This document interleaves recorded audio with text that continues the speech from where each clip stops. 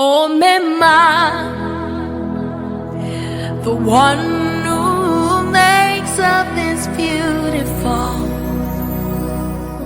Bien-aimés dans le Seigneur, bonjour. Je suis la servante du Seigneur à votre service, Mrs. Rita, l'ambassadrice. Si c'est la première fois que vous découvrez ma chaîne, je vous invite à vous abonner et surtout à cliquer sur la cloche de notification pour recevoir les prochains enseignements, exhortations et conseils. Aujourd'hui, je veux parler, bien-aimés, sur découvre le trésor caché dans l'épreuve. Nous allons faire une première lecture dans le livre de 1 Corinthiens chapitre 10, le verset 13, qui dit ceci: « Aucune tentation ne vous est survenue qui n'ait été humaine, et Dieu qui est fidèle ne permettra pas que vous soyez tentés au-delà de vos forces, mais avec la tentation, il préparera aussi le moyen d'en sortir,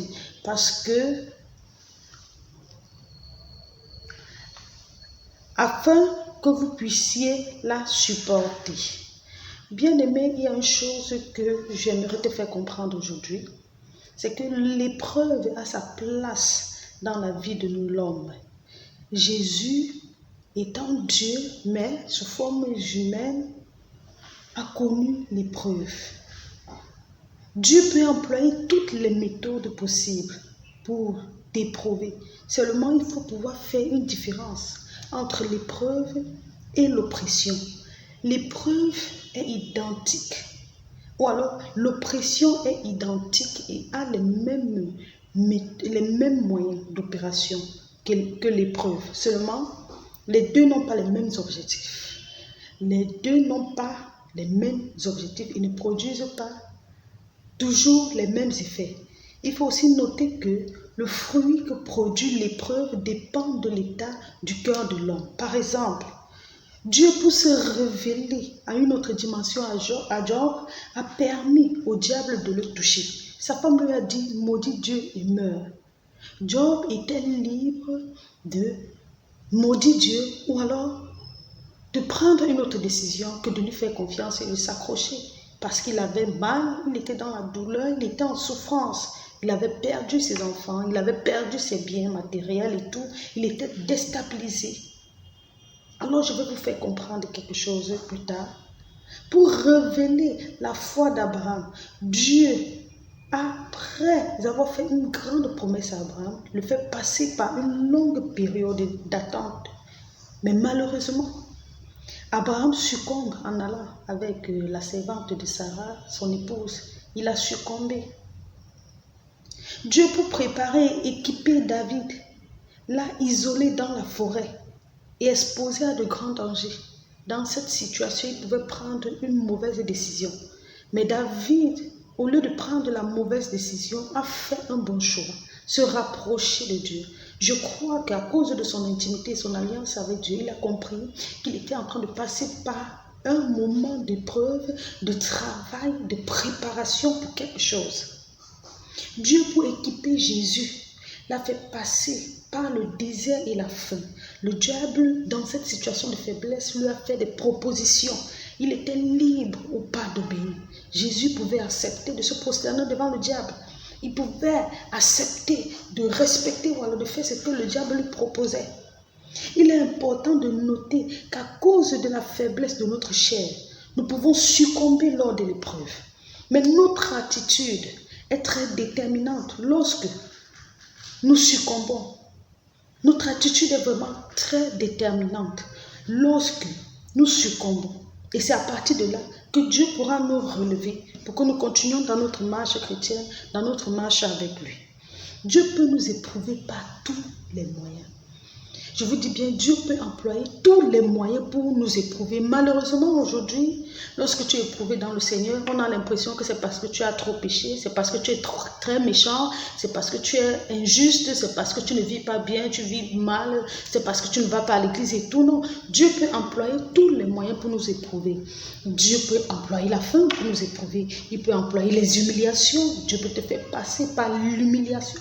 Dieu peut employer le rejet pour nous éprouver. Dieu peut employer l'échec. Tu peux connaître des échecs, mais c'est l'épreuve. C'est Dieu qui te fait passer par là.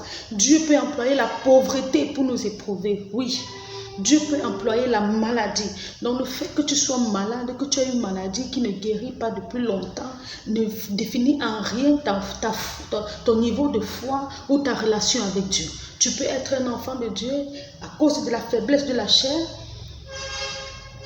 Tu peux être un enfant de Dieu et connaître des moments vraiment difficiles, inimaginables et incompréhensibles. Oui, Job est passé par ces moments. Il a perdu ses enfants. Il a perdu sa fortune. Si c'était à ce jour, à nos jours d'aujourd'hui, on devait dire que certainement il a trempé la main quelque part, il n'était pas un chrétien fidèle, il faisait juste le semblant, il n'était pas sérieux avec le Seigneur. Voilà, le Seigneur l'a exposé. Non, bien aimé, Dieu peut éprouver avec le manque. Dieu peut éprouver même avec la mort des êtres chers. Les forces des ténèbres peuvent aussi nous oppresser par ces moyens que je viens de citer. La différence se situe au niveau de l'impact de cette épreuve ou de cette oppression, ou alors l'impact que cette épreuve ou cette oppression produit dans notre vie tout entière. Tandis que l'épreuve vient pour nous épurer et ressortir le meilleur de nous rapprocher de Dieu, nous renouveler positivement. Pendant que l'épreuve vient faire grandir notre foi, nous booster spirituellement, l'oppression vient nous déstabiliser, nous détruire, nous vider, nous éloigner de Dieu. Alors lorsque tu n'as pas la connaissance, tu n'as pas une relation profonde avec Dieu, le diable t'oppressera et t'obligera, parce que c'est ça l'objectif, c'est ça le but de l'oppression. C'est ça le but de l'oppression, t'obliger à cause des situations difficiles et pénibles, t'obliger à régner et à nier l'existence de Dieu. Voilà, c'est à ce niveau que se situe la différence. Si tu passes par des situations difficiles et que dans ces situations difficiles, tu as des tendances à te saouler, tu as des tendances à te droguer, tu as des tendances à faire des choses horribles, bien aimé, mon frère, ma soeur, ce n'est pas une épreuve, c'est une oppression. Parce que l'oppression vient justement pour t'éloigner de Dieu, pour t'éloigner de sa présence. L'oppression vient pour créer une distance entre Dieu et toi. L'oppression vient pour te faire oublier, régner, refuser l'existence de Dieu. Tu vas voir une personne qui a été tellement déçue. Une fois, j'ai rencontré un taximan qui me disait que là où je me trouve actuellement, je suis prête à tuer. Parce que on a failli me tuer. J'ai été victime de plusieurs injustices et du coup, je vis avec la loi de œil pour œil et dent pour dent. Vous voyez, l'oppression vient pas pour faire de nous de meilleures personnes. L'oppression vient pour nous déstabiliser, pour nous faire déprimer, pour nous faire culpabiliser, pour nous faire vivre dans les dépendances. L'oppression vient pour nous rendre paranoïaques. L'oppression vient pour nous faire délirer. L'oppression vient pour nous transformer en de monstres. Si tu vis une situation et tu te rends compte que tu deviens très agressif, tu te rends compte que tu ne parviens plus à prier, tu ne parviens plus à jeûner, tu ne sens plus comme tu vas aller à l'église, tu restes à la maison pendant longtemps, ça veut dire que c'est l'oppression, ce n'est pas l'épreuve. Écoutez bien ceci, c'est l'oppression, ce n'est pas l'épreuve. Donc il y a cette tendance à confondre les choses. Tout ce que tu vis et qui produit un effet négatif dans ta vie, un effet négatif qui produit une attitude, un caractère qui ne glorifie pas Dieu, qui ne te rapproche pas de Dieu, n'est pas une épreuve, c'est de l'oppression. Donc vous allez voir une femme qui est dans le foyer, elle est battue, elle souffre, elle a perdu la foi en Dieu, elle a perdu tout espoir, elle a perdu toute espérance, elle a perdu son identité. Et vous allez dire que c'est l'épreuve. Ce n'est pas une épreuve, c'est l'oppression, bien aimé. L'épreuve vient te parfaire pour ressortir la beauté que Dieu a mis en toi, pour ressortir le meilleur que Dieu a mis en toi. Je vais expliquer ça tout à l'heure. L'épreuve, quand Dieu t'éprouve, c'est un peu comme de l'or. L'or, quand l'or sort de la terre, l'or est brut, l'or est noir, l'or est dégueulasse, l'or est désagréable. Alors pour que l'or ressorte sa beauté, l'or passe par un processus de purement, un processus de nettoyage, un processus de ponçage pour que la beauté ressorte. Que la beauté ressorte, dont l'épreuve vient dans nos vies, pour ressortir cette beauté, pour ressortir cette lumière, pour ressortir cette gloire, peu importe le moyen que Dieu emploie pour te faire passer par l'épreuve. Alors, nous allons découvrir maintenant le trésor caché dans l'épreuve. Et pourquoi est-ce que Dieu t'éprouve? Dieu te fait passer par l'épreuve pour exposer l'état de ton cœur. Oui, bien-aimé, parfois tu peux avoir besoin de quelque chose. Tu jeûnes, tu pries, tu demandes à Dieu. Tu as à un certain moment l'impression que Dieu ne t'écoute pas, il ne t'exauce pas, ou alors que Dieu, il n'y a pas de connexion entre Dieu et toi. Bien-aimé, Dieu te fera passer par une épreuve, peut-être d'humiliation, pour exposer le réel état de ton cœur, pour exposer combien tu es avare, pour exposer combien tu es orgueilleux, pour exposer combien tu es impatient, pour exposer ce trait de caractère, ce comportement, cette attitude qui fait en sorte que, qui te disqualifie pour la bénédiction que tu demandes. La Bible dit que Dieu est un Père, et comme un Père, il châtie avec amour et bonté, pas pour notre destruction, mais pour notre bien. Alors tu pourrais demander quelque chose à Dieu, mais Dieu voit que ce n'est pas encore nécessaire pour toi maintenant, parce que s'il te donne la chose, ça va te détruire. Alors Dieu va te faire vivre une situation qui va t'exposer, qui va te mettre à nu. Toi-même, tu verras l'état de ton cœur. Et dans ce genre de situation, bien-aimé, ne te justifie pas, ne cherche pas à justifier en disant que non, c'est l'épreuve. Non, ne te justifie pas, sois assez sensible. Repends-toi et demande au Seigneur de t'aider. Dis Seigneur, aide-moi, reconnais, quand Dieu ouvre tes yeux sur tes fautes et tes erreurs, reconnais, dis Seigneur, pardonne-moi, je veux être la personne que tu veux que je sois. Traite mon cœur et donne-moi cette bénédiction. Traite mon cœur et donne-moi cette promotion. Traite mon cœur et donne-moi ce mari merveilleux. Traite mon cœur et donne-moi cette épouse merveilleuse. Traite mon cœur et donne-moi cet emploi. Traite mon cœur et donne-moi cet enfant. La deuxième chose, Dieu peut te faire passer par l'épreuve pour te parfaire, comme je l'ai dit tout à l'heure. Il dit dans le livre de Jacques, chapitre 1, le verset 2 à 4, « Mes frères, regardez comme un sujet de joie complète les diverses épreuves auxquelles vous pouvez être exposés, sachant que l'épreuve de votre foi produit la patience. Mais il faut que la patience accomplisse parfaitement son œuvre, afin que vous soyez parfaits et accomplis sans faillir en rien. » Dieu te fera passer aussi par l'épreuve pour t'épurer, pour te parfaire, pour te travailler, pour te traiter. Parfois, il va multiplier les humiliations comme ça. Te faire passer par l'humiliation, par le rejet. Personne ne veut t'aider. Personne ne te comprend. Personne ne comprend ta situation et ta douleur. Dieu sait pourquoi il permet que tu passes par ça. C'est parce qu'il veut te parfaire. Une autre chose, Dieu pourrait te faire passer par l'épreuve pour préparer ta bénédiction. Deutéronome chapitre 8, le verset 2 à 3. Dieu a fait passer le peuple d'Israël par un chemin difficile, par un désert. Ils étaient exposés au soleil, ils étaient exposés à la famine, ils étaient exposés aux animaux féroces, aux serpents et aux scorpions. Dieu a fait passer Israël par ce désert. Je ne sais pas quel est le désert de ta vie, mais Dieu peut permettre que tu passes par un désert financier, que tu passes par un désert réel, parce qu'il est en train de préparer une bénédiction pour toi. Dieu peut aussi te faire passer par l'épreuve pour faire de toi un sujet de grand témoignage en son honneur. Je dis bien en son honneur.